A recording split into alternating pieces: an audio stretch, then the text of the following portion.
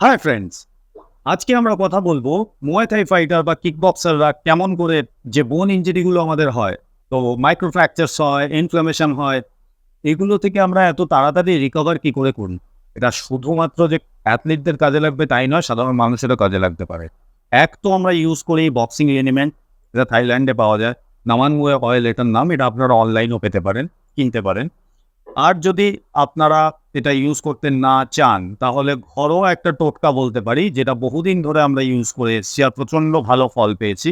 আপনারা একটু হলুদ, একটু চুন, রসুন আর গোলমরিচ একসাথে মিক্স করে পেস্ট করতে হবে।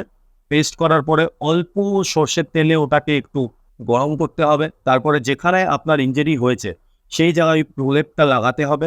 লাগিয়ে একটা সবুজ কলা পাতা দিয়ে ওটাকে পেঁচিয়ে দিতে হবে। ওভারনাইট রেখে দিন। পরের দিন সকালে দেখে ইনফ্লামেশন চলে গেছে, আপনার ব্যথা পুরোপুরি চলে গেছে, এবং পরের দিন সকালে আপনি যদি একজন অ্যাথলিট হন, আপনি ফুল অন ট্রেনিং করতে পারবেন। Stay hard, stay strong.